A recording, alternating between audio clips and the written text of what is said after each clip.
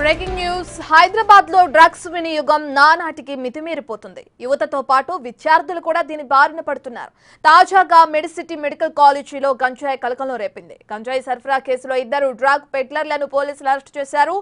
Medicity కాలేజీకి చెందిన 32 మంది మెడికోలు డ్రగ్స్ కేసులో చిక్కుకున్నారు. ఇక డ్రగ్స్ టెస్టులో 32 మంది మెడికోలకు గంజాయి పాజిటివ్ గా నిర్ధారణ అయింది. వీరిలో ఇద్దరు మహిళా మెడికోలు కూడా ఉన్నారు.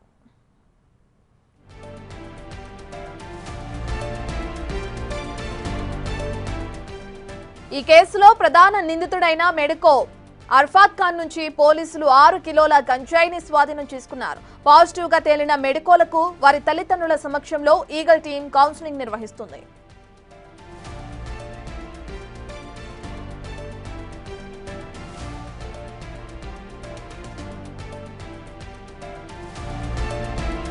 డ్రగ్స్ వినియోగం ఎంత ప్రమాదకరమో తెలియజేయాల్సిన మెడికోలే ఇప్పుడు దాని బారిన పడ్డారు. దాన్ని వినియోగిస్తూ కూడా పోలీసులకు పట్టుబడిన ఘటన మనం చూస్తున్నాం. దీనికి సంబంధించిన పూర్తి డీటెయిల్స్ అందించడానికి మా ప్రతినిధి సురేష్ అందుబాటులో ఉన్నారు. రైట్ సురేష్, ఇప్పటికే తెలంగాణ ప్రభుత్వం సే నో టు డ్రగ్స్ అనే నినాదంతో ముందుకు వెళుతుంది. అయినా కూడా ఇప్పుడు హైదరాబాద్ లో డ్రగ్స్ వినియోగం అనేది అదే విధంగా కొనసాగుతూ కూడా ఉంది. మరి దీనికి సంబంధించి పోలీసులు ఎటువంటి చర్యలు తీసుకునే అవకాశం ఉంది?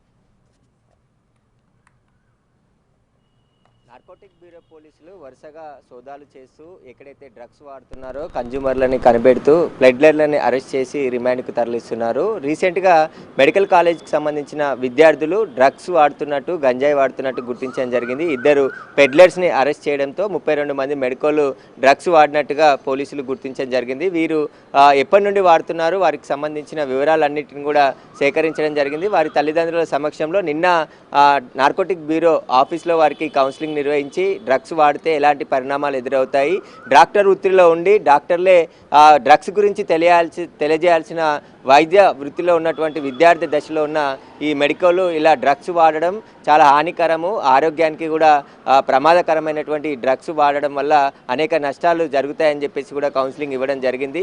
మళ్ళీ రిపీటెడ్గా వాడితే ఖచ్చితంగా వారిపైన కూడా కేసులు నమోదు చేసి అరెస్ట్ చేస్తామని చెప్తున్నారు. కన్జ్యూమర్లకి మొదటగా డీ అడిక్షన్ సెంటర్కి పంపించి వారిని బయటపడే విధంగా కౌన్సిలింగ్ ఇస్తాము. కేసు అయితే నమోదవుతుంది, కానీ సప్లై చేస్తే అంటే వీళ్ళు కొని వాడి మళ్ళీ ఎవరికైనా అమ్మితే ఖచ్చితంగా వారు కూడా పెడ్లర్ అవుతారు. అలాంటి వారిని వదిలే ప్రసక్తే ఉండదు. వారిని అరెస్ట్ చేసి రిమాండ్కి తరలిస్తామని చెప్పేసి చెప్పడం జరిగింది. మెడిసిటీ మెడికల్ కాలేజీకి సంబంధించిన 32 మంది విద్యార్థులకు నిన్న వారి తల్లిదండ్రుల సమక్షంలో కౌన్సిలింగ్ నిర్వహించడం జరిగింది. వీరికి డ్రగ్స్ సరఫరా చేసిన ఇద్దరు నిందితులను కూడా అరెస్ట్ చేసి రిమాండ్కి తరలించారు. దాదాపు 100 మందికి విద్యార్థుల వరకు కూడా వీరు డ్రగ్స్ అమ్మినట్టుగా పోలీసులు గుర్తించడం జరిగింది. వారికి సంబంధించిన వివరాలన్నిటిని కూడా ఆరా తీస్తున్నారు. అరెస్ట్ అయిన ఇద్దరు నిందితులకు సంబంధించిన సెల్ ఫోన్లను స్వాధీనం చేసుకోవడం జరిగింది. వారి ఫోన్లో ఉన్నటువంటి కాంటాక్ట్స్ నెంబరు, వారి బ్యాంక్ డీటెయిల్స్ పూర్తిగా వెరిఫై చేస్తున్నారు. ఎవరితో సంప్రదింపులు జరిపారు, ఏ విధంగా ట్రాన్సాక్షన్ చేశారు, వాటికి సంబంధించిన వివరాలన్నిటిని కూడా నార్కోటిక్ బ్యూరో పోలీసులు రాబట్టే ప్రయత్నం చేస్తున్నారు. వరుసగా దాడులు చేస్తూనే ఉన్నారు. ఎందుకంటే తెలంగాణలో డ్రగ్స్ రహిత తెలంగాణను తీర్చిదిద్దాలి, దానికి లక్ష్యంగా పనిచేయాలని చెప్పేసి సీఎం రేవంత్ రెడ్డి ఆదేశాలు జారీ చేయడంతో నార్కోటిక్ బ్యూరోని ఏర్పాటు చేసి ప్రత్యేకమైనటువంటి నిధులు మంజూరు చేయడం జరిగింది. ఆ నిధులు అదేవిధంగా సిబ్బందిని, కొత్త వెహికల్స్ని అన్నిటిని కూడా అరేంజ్ చేయడంతో సత్ఫలితాలు హైదరాబాద్లో కనబడుతున్నాయి. ఎక్కడైతే డ్రగ్స్ వాడుతున్నారో, గంజాయి వాడుతున్నారో వాటి మూలాల వరకు కూడా వెళ్ళి వాటిని పెకిలించే ప్రయత్నం నార్కోటిక్ బ్యూరో పోలీసులు చేస్తున్నారు. అదేవిధంగా ఇటు ఎక్సైజ్ ఎన్ఫోర్స్మెంట్ పోలీసులతో పాటు ల్యాండ్ ఆర్డర్ పోలీసులు కూడా ఎక్కడ డ్రగ్స్ మూలాలు ఉంటే అక్కడ సోదాలు చేసి వారిని అరెస్ట్ చేస్తున్నారు. ఒకవేళ తల్లిదండ్రులు స్వయంగా తమ పిల్లలు ఎవరైనా డ్రగ్స్ వాడితే నార్కోటిక్ బ్యూరోకి తెలియజేస్తే వారి వివరాలు గోప్యంగా ఉంచి వారికి డీ అడిక్షన్ సెంటర్కి తరలించి వారిని మానిపించే ప్రయత్నం చేస్తామని చెప్పేసి చెప్తున్నారు. ఒకవైపు కౌన్సిలింగ్లు చర్యలు తీసుకుంటూనే మరోవైపు హైదరాబాద్కి డ్రగ్స్ తెచ్చి సరఫరా చేసే వారిపైన కఠిన చర్యలు పోలీసులు అయితే తీసుకుంటున్నారు. ఏకంగా మెడికల్ కాలేజీకి సంబంధించిన మెడికోలు పట్టుబడడం, డ్రగ్స్ సేవించి దొరకడం ఇప్పుడు కలకలం రేపుతుంది. గతంలో ఆరోపణలు ఉండేవి, చిన్న ఇద్దరు ముగ్గురు డాక్టర్లు దొరికేవారు, కానీ ఏకంగా 32 మందికి డాక్టర్లకు పాజిటివ్ వచ్చింది అని చెప్తున్నారు. వారందరికీ కూడా కౌన్సిలింగ్ నిర్వహించడం జరిగింది.